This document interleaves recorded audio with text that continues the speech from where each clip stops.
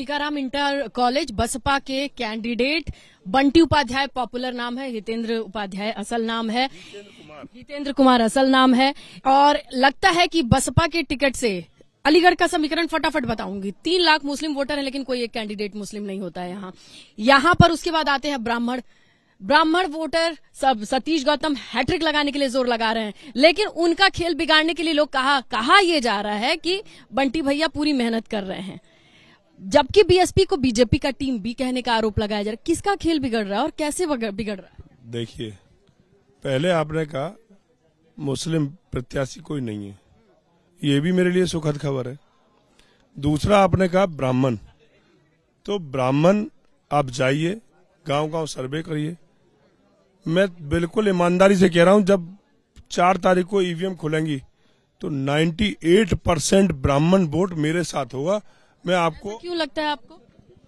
भैया, आजादी से लेके और आज तक किसी भी ब्राह्मण प्रत्याशी को इलेक्शन नहीं लड़ाया गया है। ये ब्राह्मणों की पीड़ा है, किसी भी दल ने, ये नहीं कि किसी एक विशेष दल की बात कर रहा हूं। गौतम जी हैट्रिक के लिए ट्राई केवल गौतम देखिए, हमने तो सबको गले लगाया, हमने तो सर्व समाज को गले लगाया, हमने कभी जातिवाद की राजनीति नहीं की। लेकिन जातिवाद की राजनीति किसने शुरू की? किसने अपने आप को जीरा बताया और किसने अपने आप को सब्जी माना? जिसने जीरा माना वो जीरे का ही काम करेगा, मैंने अपने आप को सब्जी माना तो सब्जी का ही काम करूंगा। दलितों को के उत्थान के लिए कहा जाता है कि बसपा पार्टी आई है, ये विचारधारा है, मूल विचारधारा है।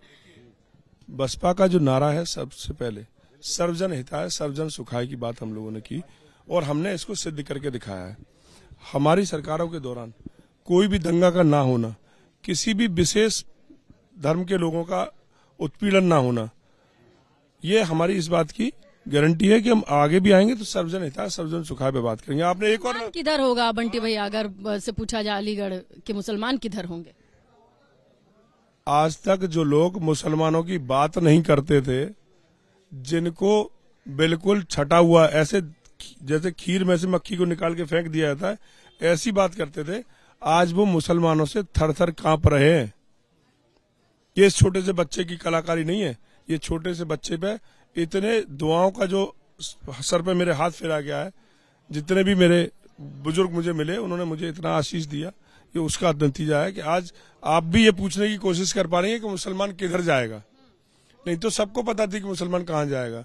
एक तरफ और हम पे आरोप लगता है बी टीम होने का। मैं आज बिल्कुल ईमानदारी से पूछ रहा हूं कि क्या अखिलेश ए टीम नहीं है भाजपा की, जो एक तरफा वोट लेने की बात करते हैं मुसलमानों से? क्या हो रहा है? 14 हारे, 19 हारे और 24 भी वो इसी प्रकरण में लगे। पिछली बार तो उन्हीं के साथ थे, क्या भूल गए? सबसे पहले 19 में, बिल्कुल ईमानदारी से बात कर रहा हूं, समाजवादी पार्टी के मुखिया, वहां के राष्ट्रीय अध्यक्ष माननीय मुलायम सिंह यादव जी ने संसद में खड़े होके सबसे पहले माननीय मोदी जी को बधाई दी थी कि मोदी जी आपको हमारी शुभकामनाएं, 2019 में चुनाव आप ही जीतकर आ रहे हैं। तो ए टीम कौन हुई? हमने तो कभी बधाई नहीं दी मोदी जी को, हमने तो कभी भारतीय जनता पार्टी के प्रत्याशी को ये नहीं कहा कि तू जीत जा। कहता तो कोई नहीं है बंटी जी। देखिए, इस बार कहता है जीत जाओ, सत्ता की कुर्सी तुम्हारी। अगर पूरे इस उत्तर प्रदेश में अगर खेल बिगाड़ा है तो विशुद्ध बहन जी ने बिगाड़ा है। उन्होंने जो सोशल इंजीनियरिंग का कार्य किया, अलीगढ़ से ब्राह्मण, एटा से मुस्लिम, मथुरा से जाट, हाथरस से धनगर, गाजियाबाद से क्षत्रिय, ये एक सोशल इंजीनियरिंग के थ्रू हम लोगों ने सर्व समाज को इकट्ठा करने की कोशिश की है।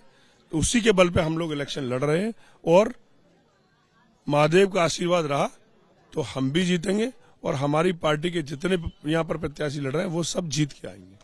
धन्यवाद। महादेव का जिक्र कर रहे हैं, 3 लाख मुस्लिम वोटर हैं, लेकिन यहाँ पर अभी भी लड़ाई ब्राह्मण और बाकी जातियों की है। देखते हैं कि अलीगढ़ का जनादेश क्या कहता है। 18.5 लाख से अधिक वोटर किधर जाएंगे, 4 तारीख को क्लियर हो जाएगा। कैमरा सहयोगी आशीष के साथ मैं स्नेहलता, एबीपी न्यूज, अलीगढ़।